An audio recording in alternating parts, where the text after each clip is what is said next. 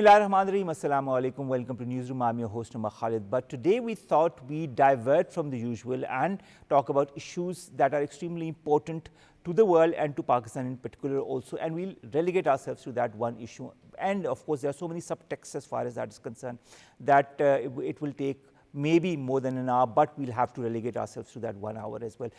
We are talking of climate change that Pakistan has been severely affected by climate change on the basis of which Pakistan becomes one of the most vulnerable countries because of the effects that it has had, whether it be in the form of earthquakes, whether it be in the form of floods of 2022, we all remember those, don't we?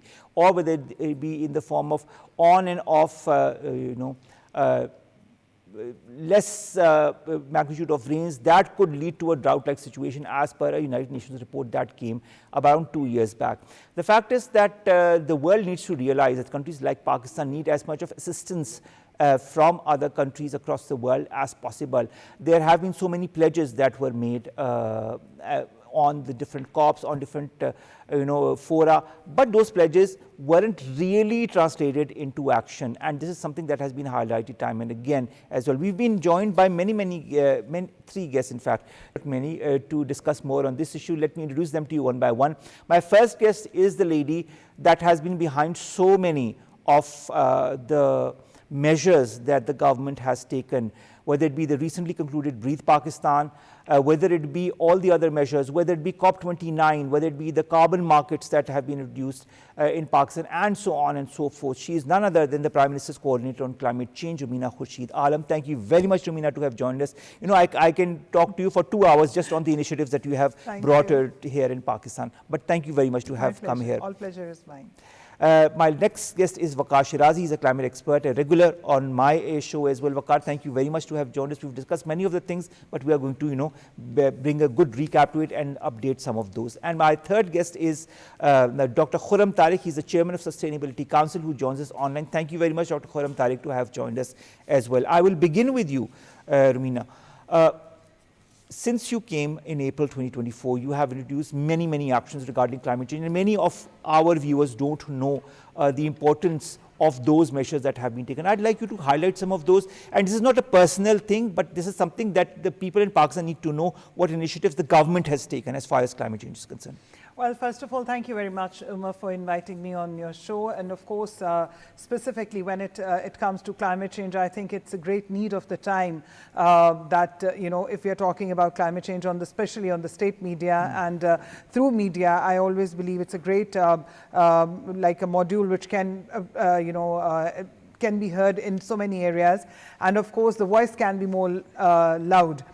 Getting back to the subject, as you've mentioned that the initiatives which we have taken, so in April when I've taken the responsibility, so that time till now there were so many things, alhamdulillah, we have done from the side of the government. Of course, most of the things you mentioned by yourself, but other than that, which is very much important to know, that the most important thing, as you know, that my role is being the coordination and environmental coordination, not only with the Federation, of course internationally as well. And in that, moreover important is to engage all the provinces and to work and focus on national and internationally as well.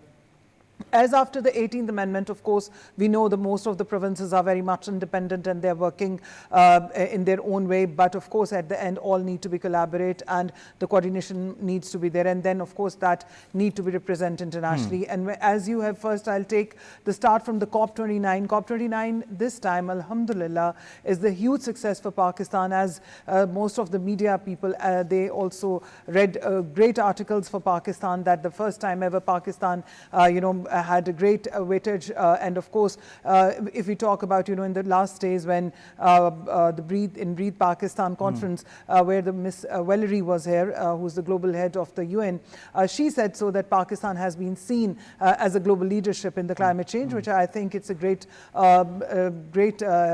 voice from someone. And not only that, if we go through like World Bank, ADB, all the development partners and sectors, they have really appreciate. And at the COP, we tried our level best that Pakistan has not raised the voice only for ourselves, as well as we have raised the initiative and the voices for other vulnerable countries as well. And not only about the pledges, because in all the COPs there are always been made so many pledges, but we talk about the climate justice. We talk about those all the needs, because of course we all know that the funding is not in the billion. The funding is available in the trillions, but the access towards that funding, that is a very important scenario. And that other than that, of course, the private-public partnerships, of course, along with our, we have done launched the Global Shield project program, in which Pakistan got again a huge success. Then triple GI, and then of course the carbon markets we have also introduced, and the registry is going to be very much in the near. And of course the most important thing, that in all the vulnerable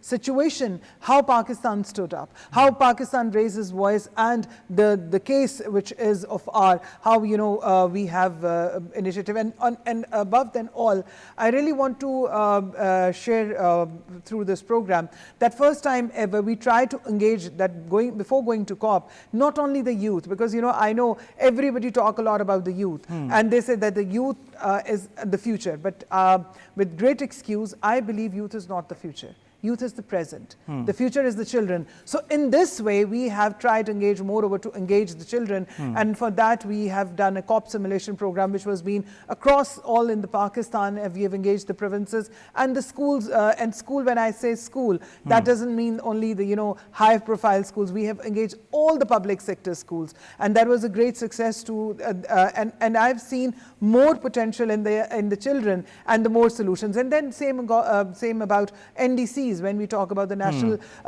determined contributions, how we're going to work on that. So Pakistan is very proudly, I wanted to say that we have engaged from the ministry side. Of course, we have engaged all the provinces, academia, civil society, and of course, all the provinces as well. So there are so many things in that which Pakistan is talking about. Of course, when it comes to the World Bank, we are being very much engaged properly. And of course, all these development partners has, alhamdulillah, they praised Pakistan. Of course, you have gone through with all the newspapers and the media engagements. And of course, that if we talk about the climate, of course, the huge success, the 9A Act, which has also been talked about very clearly and loudly. So there are huge number of a list. As you say, I think we can talk on that for a very, very long time. But more important for me, I believe that the more focused, then we, of course, the CVF, the Climate Vulnerable Forum, in which I would really wanted to say that the highly political forum dialogues which have been done in at Baku as well, in that lots of the people they have praised, and specifically the president of not only from CVF, of course others as well, they have highly appreciate the role of Pakistan, what we are doing. And the most important thing which I more truly believe in, that the regional solutions, because we cannot, as I always say, that you cannot mix apples with the oranges. For that matter of a fact, of course, we need to go for the regional solutions, because what medicine or any solution, if you're giving to another region, you cannot amplify or apply that rule to Pakistan, because this Asia region, most of the vulnerable countries are from this area. Then of course the issues and solutions are very much similar. So in that way we have talked highly about the regional solution and to create the risk pool. So there are a few things which alhamdulillah in my this time of a frame when I got this responsibility I've done so far, and hope for the best. Yes, definitely. And there are so many things, so many measures that have been taken, and that is why I needed my audience to understand how Pakistan has been moving along so diligently and so passionately under Romina in the last few months as well, and how the other countries need to follow suit as well. And the fact is that climate change is something that is not just relegated to Pakistan or the region. Of course, we are affected, but it's the entire world, it's the entire globe that has been affected by it. Dr. Khurram Talik, I'd like to understand, you belong to, you are working as far as sustainability is concerned, and the SDGs are extremely important, as we all are, seeing that, and 2030 is a very important year for that. In your point of view, what are the benefits, whether it be environmental or economic, of transitioning to an economy that could benefit, climate affected countries? and not only reduce waste but also promote sustainability? Because I mean the key word is sustainability, because you're working in that domain as well. Your take, sir. Thank you very much. You see, sustainability is now part of life. So if we have to, in fact, the situation is that if we have to sustain life on this earth for a longer period, we have to have sustainable practices, we have to have sustainable businesses, we have to have sustainable economies. And now there is an inherent contradiction between a conventional economy and a sustainable economy, because that sustainable economy takes care of a lot of things which are maybe economically not viable under a normal economic thinking. So that thinking has to change.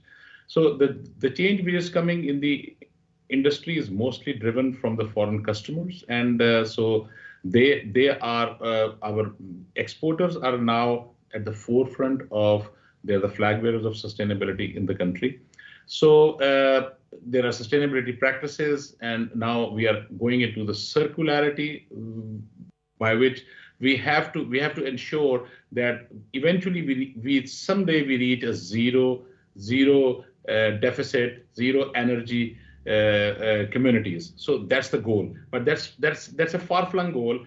So the baby steps are we are controlling we are controlling smoke, we are controlling waste, we're controlling water, and everything eventually is being calculated by the customers. There are agencies. Many of our industries are now complied with the international standards, which are also very dynamic in nature, and they are changing as we go. So there is a lot happening on the sustainability front on the international arena, and exporters are at the forefront of that. They are bearing the flags, and we will take it forward. One of the goals of Sustainability Council from Ministry of Commerce is to create Pakistan as a sustainable, as a destination of sustainable goods. So we want to eventually market that. So we have to go a long way before we can launch that. So we'll see what happens on COP30, and in the next COP, we are expecting that we launch under the banner of Pakistan, a sustainable destination. A sustainable destination that is going to be launched at COP30. That's a very interesting perspective that we are listening to. Thank you. We continue our conversation and going to Waqar. Waqar, we in the many previous shows have talked about the effects of climate change, specifically with respect to Pakistan, how different industries have been affected by it. But let's begin with the agricultural sector. That is the most prominent sector as far as Pakistan is concerned. What are the unintended environmental consequences of large-scale agricultural practices in your point of view? How should those agriculturalists who are working, big farmers, how can they adapt themselves to the best practices in order to sustain their produce in a manner that could also withstand climate change? Well, Omar, many thanks indeed for having me again in the studio. But let's start with the science of what climate change is. All right. The science of climate change is very dense. It is about the greenhouse gas emissions, the global temperature increase, the need for energy, the renewable energy, green energy sources, and many things else. And then it is coupled with political economy, the political economy internationally and the political economy nationally. The international political economic or politically economic decisions we have seen in form of US backing out from the Paris Agreement of 2016 that they'll not be contributing any non-binding actions that make them binding towards contribute in not affecting the climate change. On the other hand, Pakistan and the other countries like Pakistan, the other developing countries like Pakistan who has been facing shortage of resources, they are trying to cope up with the strategies within a minimal budget that are economical and optimal at the same time. But we have rightly identified that the climate change is affecting the overall climate pattern, and then resultantly it is affecting the agriculture cycle around the globe. Not only in Pakistan, but in many areas of the world, the weather patterns have been changed. There have been extreme weather events. There have been less downpours in many of the agrarian areas, we have observed that there are extreme weather events like heat waves, like droughts, like many other things. So the only solution we are left with is adaptability. We will have to raise awareness amongst our agriculturists, amongst our farmers, that how the weather pattern can affect the changing enhanced requirement of food security. Like we are now more than 250 million individuals population in this country, which increases certainly the amount for food productions and amount for agriculture productions to ensure the food security in Pakistan. So the weather pattern has been changing, as we have observed in previous months, that there were very less downpour in Pakistan. And all of a sudden we saw downpours. In November, December, January, and even February. But in the month of March, we have observed some of the downpours. So in this regard, the only solution is to adopt with regards to raising awareness amongst the farmers, to adopt with regards less dependency on the climate itself, to adopt the ways which protect the agriculture from the natural weather events, and to rely more on the machinery, that is technology, to be more advanced and more predictable in terms of producing the crops. I think, there's such a wide array of issues related to climate change that all countries need to tackle. Some are serious, some aren't. Pakistan has been very robust as far as their activities is concerned, as far as the need for climate action, climate justice, climate finance is concerned. And I think that is something that needs to be adopted on a global level more than on a regional or a local level when it comes to Pakistan. Romina, coming to you, I saw you at COP29, I saw you at Breathe, I saw you at other issues, and you have been very adamant when it comes to climate justice and climate finance. These are two very, very important issues that I feel need to be, understood more by everybody. What has been the general international reaction when Pakistan has highlighted the need for climate justice and climate finance on all the different fora possible, and you have been there on most of those fora? Well, when we talk about the climate justice and climate finance, we need to understand that, of course, very rightly, all the two members which have been put the light on that, like Mr. Khurram said about the sustainability, and Mr. Sherazi talked about, of course, agriculture and food security and other things. Everything, whatever we are highlighting, of course, we all know now, it's a very old thing. Everybody knows that, Pakistan is not, we are not the reason, but we are the sufferers. We are at the receiving end. We all know that. But those who are the responsible, where their stand is, why they're not, what is excuse for them? Why they are not coming forward and they're put, and then, the most sad part is that when I talk to, very passionately, whenever I talk about the climate justice, why? Because, you see, we are suffering. We are in the pain. We are going through the economy challenges, and then to be asked to do more. Why? Because, that is something which needs to be very clear to the developed countries, that when it comes to the vulnerable countries, we are sufferers. We are, and then, you see, Pakistan, if you talk about the climate change and the social areas in which, like Benazir Income Support Program, through that in the, in 2022 floods, how Pakistan has supported our people, despite all the economical challenges, and then the great infrastructure in the form of NDMA, that early warning mechanism and all, that all has been done. But how we have done that? We made that all infrastructure from the loan amount from which has been taken from the loan. Is it a justice? No, of course not. So in these all forums, we have tried very much, rightly so, my always been a huge focus is to talk more about the climate justice. And not only that, and then the climate financing, because, we all the time get the pressure about, to do the mitigation side, like countries who are already vulnerable and they need to survive. How we can go for the mitigation more? Of course, we have to go for the adaptation side. First, if my people are dying from the hunger, if my children are dying from the smoke issues, how I can make, ask them to do this. So, this sort of all the things, as in my, in the start, as I mentioned, that, there is funding is available not in billion, it's in trillions, but access towards those funds, and those who very rightly so that, okay, if we are going out from the, like pledges, You know, at every COP, people make the pledges. Same as about the loss and damage fund. They have made the pledge that, okay, but that should not be an eyewash. It needs to be amplified. That needs to be done for the people who are doing. So that is the reason I say that we need to come up with a regional. Of course, the global solutions are there. But you see, Omar, we all have seen that when it comes to the global practices, and everybody is, of course, they are talking and thinking in their own way, but those who are the more vulnerable countries, where they're standing, for that, I always talk that we need to come up for the regional solutions, one, two, to create our own risk pool.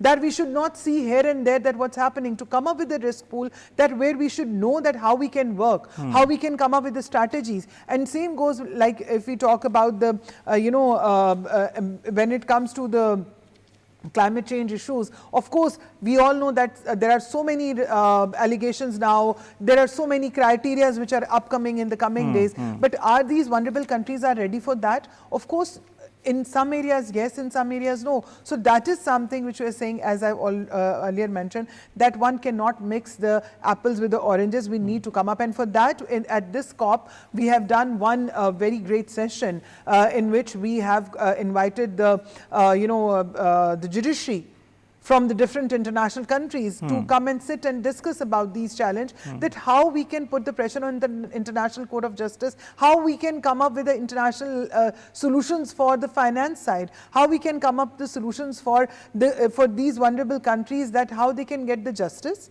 and how they can survive, because it's not a matter of me and you. Now it's a matter of us, and more than, we all have seen a great childhood in our times. But the next generation, which is about come to, or like the children, we all know that in the summer vacations, they were not even allowed to go out from the houses. So isn't it the violation? It's a human right issue now. We all need to raise this voice. So that is the reason I've tried to engage the media and the judiciary as well, and all the sectors, because collectively, we need to put our efforts, and that can only be done that if all going to be stand with each other. Because of course, today is Pakistan, tomorrow it can be someone else as well. All right. Dr. Khurram Tariq, this is a very engaging conversation that we're having on different aspects of climate change. I'd like to understand, how does renewable energy play a role in your point of view in reducing carbon emissions, and what are the challenges that even countries like Pakistan have, and of course, I'm sure other countries have too, but being Pakistan specific, what are the challenges Pakistan has in transitioning towards renewable energy? Do you feel we are in the right direction? We are moving swiftly towards that? Can other countries follow suit? Will other countries follow suit? Romina talks about a lot of developed countries that are emitters that don't do the needful. How can they be, included in this fray? So renewable energy is one part of the solution, and which is very, very critical. And if we look at countries they're changing their energy sources, and especially the movement towards wind, which is very capital intensive, expensive, and people and the countries which have shortage of land are even putting it in the seas, in the oceans. So renewable energy is very important. But if we look at the energy mix of worldwide energy consumption, it is still under 1%. So whatever movement, electric vehicles and whatever movements are behind these, we still haven't, as a planet, we haven't gotten where we should have been. So the impact is not that great so far, but the other countries that for example, European countries are moving fast on this. They also have energy issues, energy source issues. Look at the Ukraine war. So this is actually forcing them to go more and more into the renewable energy. And coming to Pakistan, we had erratic policy measures. The first electric vehicle policy was a step, and then it was taken back. And then there is a good electric vehicle policy now in place, but the infrastructure is not supportive. So everything, we have to create an ecosystem. First policy failed, there was no ecosystem.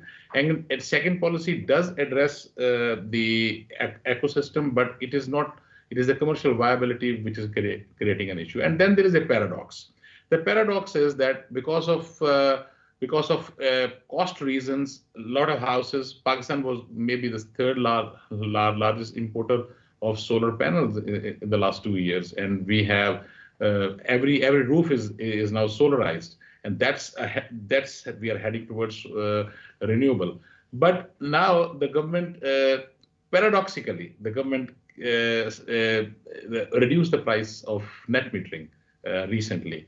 So, and the government is also tied up in a catch-22 situation where they have revenue issues, they have cost issues, and so it's for us as a country on the policy side, I think we're moving in the right direction, but we are slow. And as far as the implementation side, I think we're much slower. The policy implementation is much slower. The hydel component has to rise. The hydel component takes a lot of capital expense, and you know the situation of the country. So we're headed towards that, but we are slow. So it is important. I don't think Pakistan is a country where others have to follow suit currently, but we may become one. That's interesting to understand and to know as well. Waqar, how, in your point of view, we're talking about governments, whether it be ours or others, how can governments balance economic growth with policies to reduce carbon emissions effectively? Like my colleague said, that recently government of Pakistan had to reduce the price for the net metering units. There is always a catch-22 situation for governments. That is normally we call the political economy. And I don't want to play the government's advocate at the moment, but we'll have to understand. In Pakistan at the moment, about 3,000 to 4,000 megawatts has been produced by the solar panels. But in the night, this electricity goes out of the grid. For this backup, government has to retain a bare minimum production system of electricity.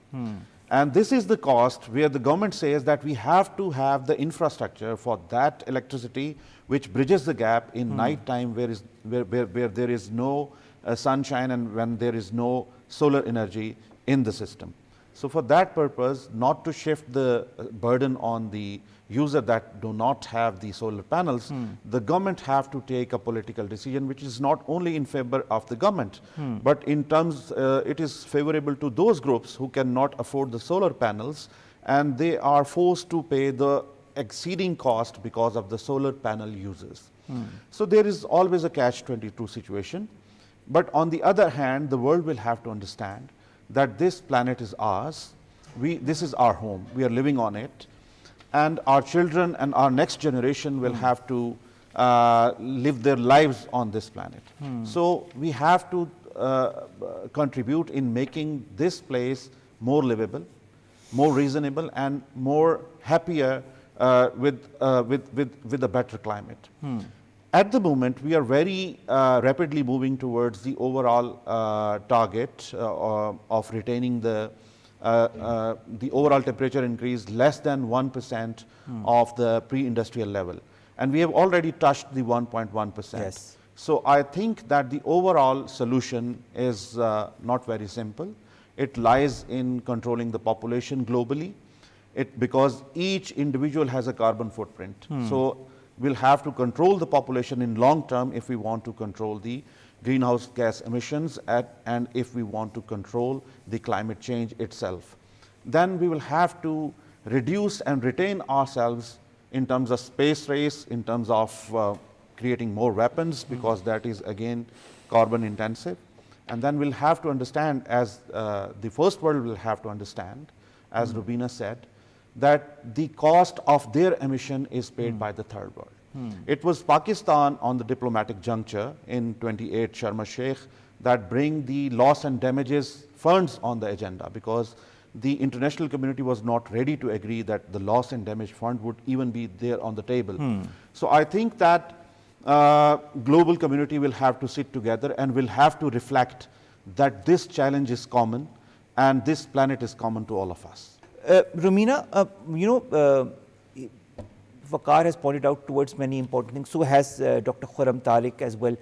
Pakistan, when you've highlighted different issues in different fora, you've talked about the climate finance gap that Pakistan is facing. You talked about an estimate of 346 billion US dollars by 2030 for the government's climate resilient and low carbon development goals. You've talked about Pakistan's climate resilience vision for 2050 also, that you said encompasses resilient infrastructure and agriculture, climate smart cities and ecosystems.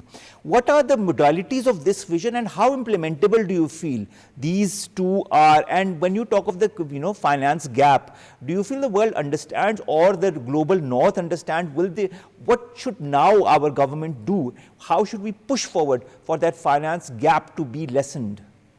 Well, when it comes to globally, as we have mentioned, my colleague also right now, he mentioned about the loss and damage fund, which I've said earlier as well. The world knows everything. People know. It's not that the people doesn't know. But the thing is how they react on it, how they're willingly to do work on that, and act upon that, how they need to work on. That is the reason I said, because, if they have closed their eyes and they're not working towards and they're not taking those challenges, like, nowadays we have seen that so many countries, and the prizes are being paid by whom? You said so, the third world, right?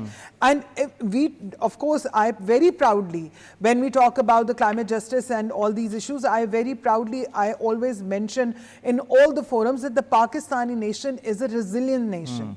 We are, and one another thing which I always try to focus and highlight in every international and national forum, that is a gender gap as well, in which we are trying to, I tried my level best, and at the COP we have and the marginalized communities as and well. the marginalized community, of course, and that's something which I put, because nowadays when people are talking about so many challenges and issues, that is something which is very much important, that how you take everyone along.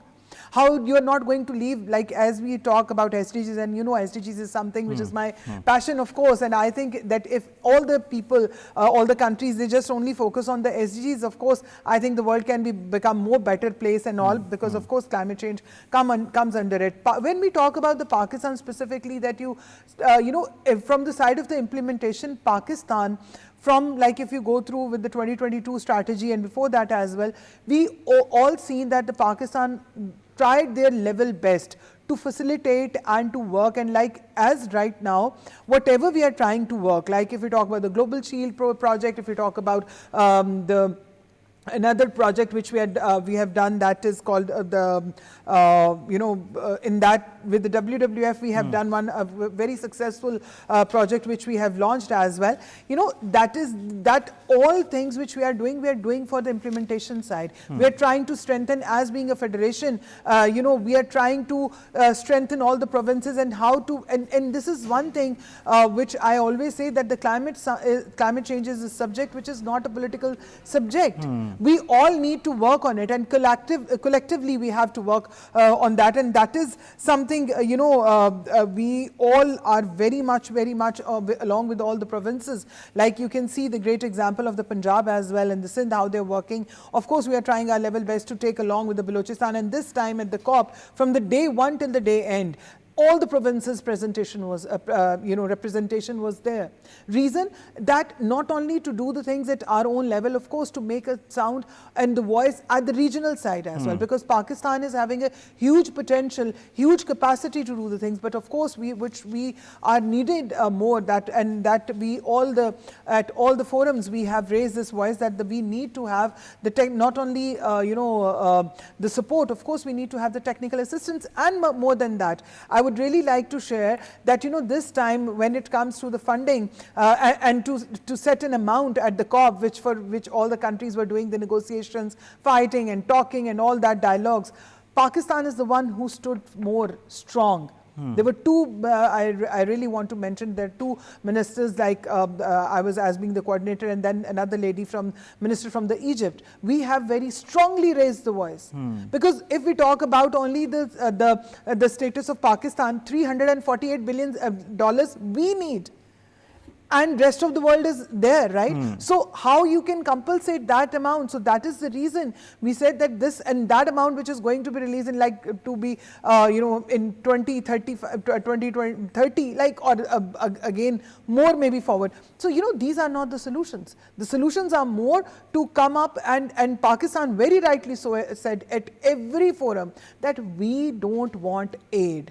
We want trade, we want climate justice, we want climate financing, and of course we want to work, and we want because the challenges when it comes to the challenges, when it comes to the allegations, when it comes to do more, it should not only for the vulnerable countries. It should be like as the international community or the developed countries are talking about the NDCs for the developing countries. What about the international countries and where their IDCs are standing? You talk of NDCs, I mean, I'd like to understand, you Pakistan unveiled at the COP29 the National Climate Finance Strategy.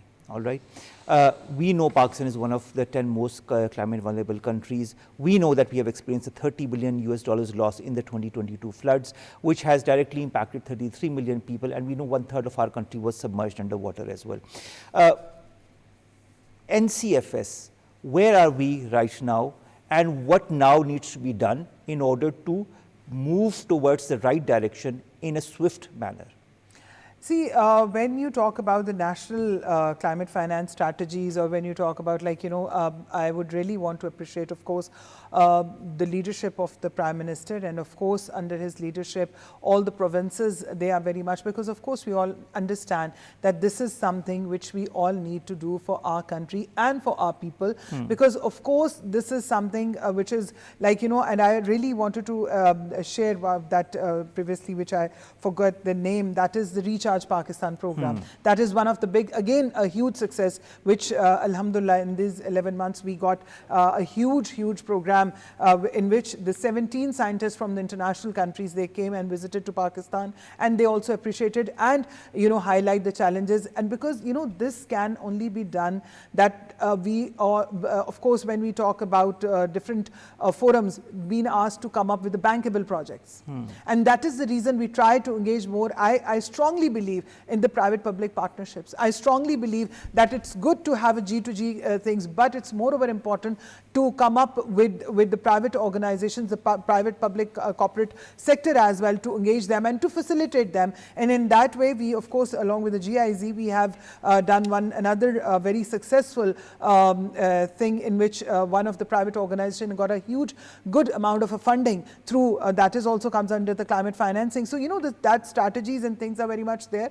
I think it's moreover to have more coordination, collaboration, and to listen. And most of the time, Umar, what I feel that all of us want to say, we want to tell, we don't want to hear. So what I tried in these 11 months, I tried more under the leadership of the Prime Minister. I tried more to listen towards what the corporate sector is facing, what the private sector is facing, how we can work, how the textile industry is moving, how we can engage everyone, and how we can come up for the solutions. And those ideas, those issues, those scenarios, I took along towards the COP, in which we have mentioned all the things. And of course, when it comes to how to get the access towards those funding, that is the reason when we have discussed recently, along with the World Bank as well, we have discussed, along with the AD Bank, we have, and along with the other development partners, we have discussed about to come up with a more, technical assistance for our people to make them, because of course, it's initially, we all know that as Mr. Khurram said that, in the renewable side, that the process is slow. Because, we need to bring the people on, because no one is perfect. Before that, those people who are today saying that they know everything, of course, they also have taken a start. But Pakistan, I think when I globally move around, and I've seen Pakistan, of course, in its capacity, in its way, still we are doing far better. We are trying our level best. We are putting our case very rightly so in these months and in this time, and hope for the best. And I think when we talk about swift solutions, for that we all need to sit and we all need to work and to understand more. All right, swift solutions. Dr. Khurram Tariq, I'd like to understand when it comes to swift solutions. Paris Agreement, the US, of course, as Waqar Sherazi pointed out, has not, has backed out of it. how much should countries such as Pakistan rely on such important agreements such as the Paris one or the COPs? Do we need to now reinvent ourselves or reinvent the wheel when it comes to our own sustainability as far as the effects of climate change is concerned? What should be the methodology to be applied in the coming years? You see, if we look at the international arena, US has changed a lot, and they are now backing off of many agreements. Similarly, if you look at Europe, so Europe is also softening. Very recently, they have also softened their compliance milestones for different parameters. So, but the issue is that we are at the forefront. We are suffering. We are climate stressed. We need to move forward. We don't have a choice. So we need to move forward. And as Waqar Saab mentioned, that every person has a carbon footprint. So we need to take this methodology forward for our bottom-up approach, that we need to do capacity building at a very young level, at the school level, of the climate awareness. Our biggest issue is awareness. Even businesses think it's a compliance, it's enforcement. It's not enforcement, it should be the way of life. So in order to get there, we need to start from bottom up, major school systems. We need to have climate awareness and the consequences of where we will go if we don't if we don't make a plan and work on it and sensitize the individual level. So that needs to be done. And top down, it's very heartening to know what Romina mentioned, that the government is very proactive, and they are going places, and they are putting their complete effort to highlight Pakistan's issues. It's a big issue. It's a big finance, and if we get access to it, we can survive, and we need to move forward. Ideally, we should be a role model. I'd like to understand one thing. Compliance is something that Dr. Saab has pointed towards, awareness. This is something we've already discussed many a times in our previous shows as well. But the fact is that with the passage of time, these things, these small issues become more and more important and come to the fore. To add to that are the agricultural practices that also need to be redefined because of Pakistan's vulnerability. Yeah. Then there is the urban planning, public transportation, with the increase in temperatures that you've pointed out and the need to retain ourselves under a certain barometer, these measures also become extremely important. What should be our priorities on the level of the government side, on the level of the private sector side, on the level of individual farmers, small and big, for example, like yourself? What role could everybody play in this in order for Pakistan to strengthen itself, at least in the domain of being affected by climate change? Omar Khalid Bhatt Sahab, why not to start with media? What is the responsibility of media? I can assure you that I have been highlighting climate change a lot. Yeah, I have been here on many of the shows, and it is amongst a very few shows in Pakistan which gives appropriate time to the climate change subject. But internationally, we observe that 70 to 30%, 30 to 70% of the time by the international media has been given to the critical subject of the climate change. The climate change is not to come, it is there, and we are suffering by the climate change, so we'll have to act now.